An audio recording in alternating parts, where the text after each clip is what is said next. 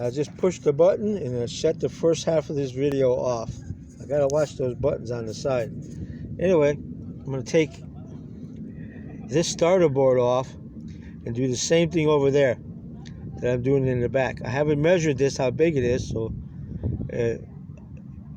I'll do that, but I haven't bought the wood for it either. So I might have to use like a 2x10 on this. Hopefully it works so that I don't have to cut it, but we will see. I have to cut. So here's all the plywood. Meyer's gonna come over in a little bit. I'm just gonna stand here. See, I'm up by the corner, and I'll just stand here and he'll hoist it, and I'll grab it and just drag it onto the roof and spread it out here and there so that I don't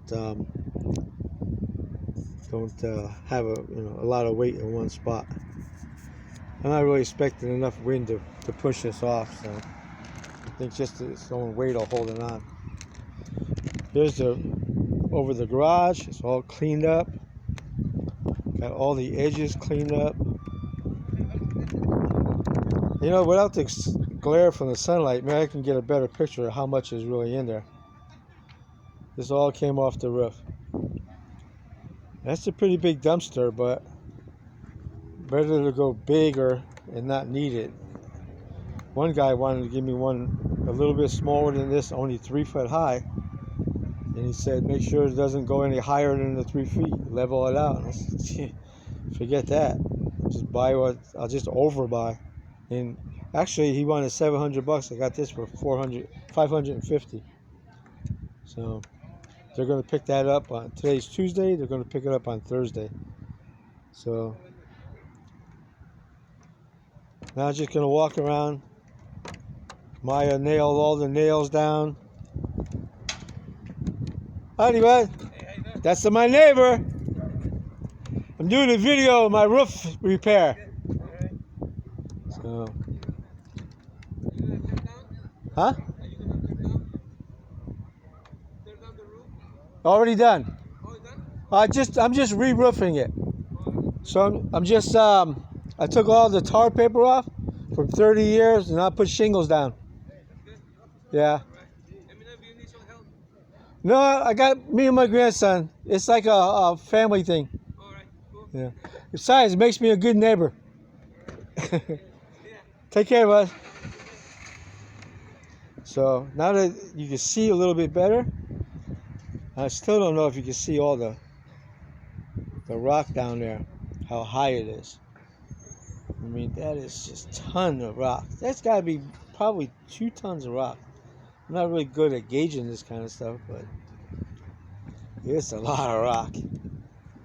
And this, I'm going to do plywood, right from one edge to the other. That way I won't need any starter board or anything like this. And this patch right here, and I'm just going to take this part, I'm going to buy a piece of wood that same size, square that cut off, and just bring it all the way to here, and nail it, and then bring another one from here, and just make that corner. Then when I put the plywood down, I'll put the plywood down right to it, right out to here, and that'll completely cover this. And it'll be great. That's exactly what I needed. And then I'll get my little trim piece. I'll buy whatever trim pieces I need to make everything work here. So I don't really have to do anything with this Cricut other than just to cover it with plywood. So same thing here. This little piece that's missing right here, I'm just going to, hello, here it is. This little piece right here, I'll just cover that with the plywood. Put a little piece of whatever I need to put in here to fill in the void. Kind of what they did like this 60 years ago when they built it. Okay. So this right here, this is sort of like a rafter, but it's not. It's more like a piece of trim. See that white piece over there along the side? This doesn't really hold anything up. This goes right up against the house. And when they did the I forget what they call it when they did the outside of the house. There's a name to it. Anyway, they replaced this board, and now it's still coming off again. So what I need to do is get in there with some lag bolts and clean up inside there. I got the vacuum up here. I can suck all the dirt out from inside there. Then I'll lag it to the actual house and see if I can get that solid. So, because that was a source of leaking right here. If you go down into the master bedroom, you'll see there's brown spots on the ceiling where it had leaked right there when that started to pull away from the house again. So this whole, so you can see how this is, I don't know if you can see it, but it's a little twisted right there. So all in all, things have been going along pretty well. Our plan is to put a fourth skylight right over the kitchen, or maybe 2 skylights over the kitchen. Big ones like this one right here, because these let an incredible amount of sunlight in. You're always tempted during the day to shut the lights off because it's so bright in the bathrooms. You think the lights are on. It's not. So that'll be great in the kitchen. It'll be to save on electricity until the gets dark.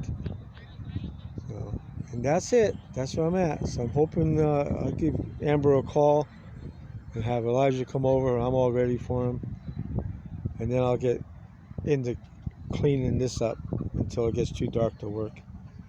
So that's my day. Spent a lot of money today. Bought myself a nice compressor, 50 feet of air line, and I'm going to rent a roofing nailer from Home Depot. It's $30 a day, but they go pretty quick, so I'll probably only need it for about 3 days on the putting the shingles down. That's $90. They go for $250 new. I looked around for some used ones, but everybody wants $150 to $200 even for a used one. So $90 for something I'm only going to use once. No sense spending, $200, $250 for a tool. You're going to use it once, put it away, and never use it again. I would sell it, but again, I'm not a big salesman. I don't tend to do stuff like that. Things just accumulate. I don't know if you see off in the distance there, but that's a cat. Oh, I like that. Learn how to do that. See the cat? They go up there and they just look at the water. They just love it up there. So,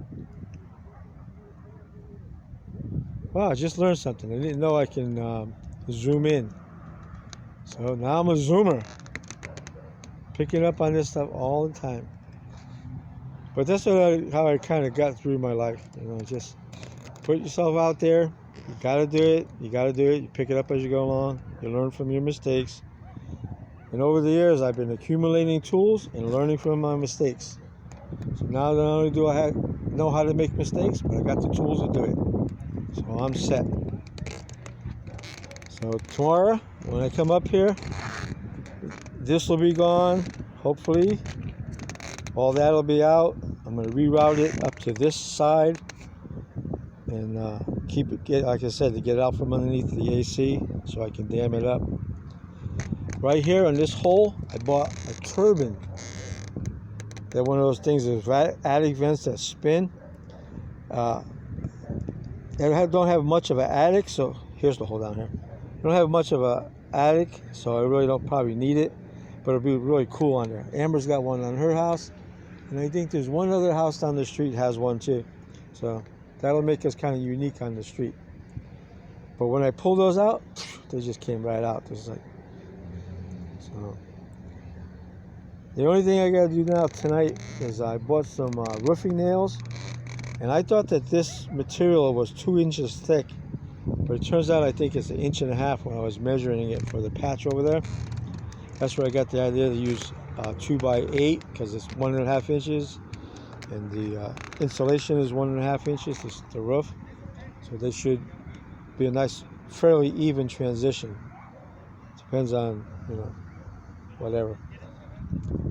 I don't know if you can see it, but this is the stucco wall right here, and the stucco wall is kind of really uneven, and that's probably going to raise the fascia up a little bit higher than the roof in places, but it doesn't matter. It still has to do it. A little bump is better than a big dip, 1.5 inch dip within just a few inches.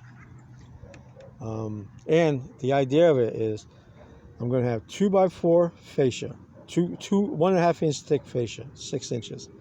Then I'm going to have a 2x8, 1.5 inch by 8 on top. And they're going to be nailed together, and then they're going to be nailed down into these tails down here. And then on top of that, I'll put the starter shingle, and that'll be nailed to 1.5 inch wood.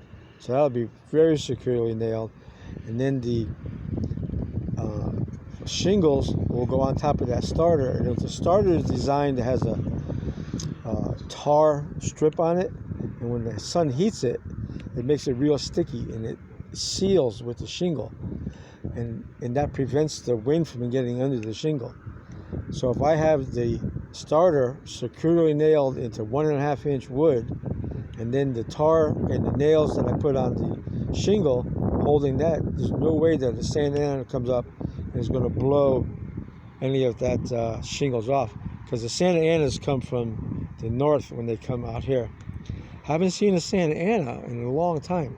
I remember they used to be like every year, like clockwork, just about, but haven't seen one for years and years. So, but in the get a good windy storm, I'm not going to be worrying about these shingles. You know, I got the architectural thick shingles just because they nail down better. They're thicker, and there's less chance of them coming up. The other thing I have to do is nail a roofing nail into this installation up here, which is the roof, and see how it holds. Hopefully it holds well, because when I put the plywood on there, that plywood is going to hold those nails well. That's what they put on new houses, 1/2 inch CDX. So if it's good enough for new houses, it's good enough for my house. But out here on the old installation, and this stuff, I hope that the nail holds. So I think right after this video, I'm going to drive a nail in and see how hard it is to pull it out. If I can pull it out easy with my hand, that's probably going to tell me that I want to sheet this whole roof.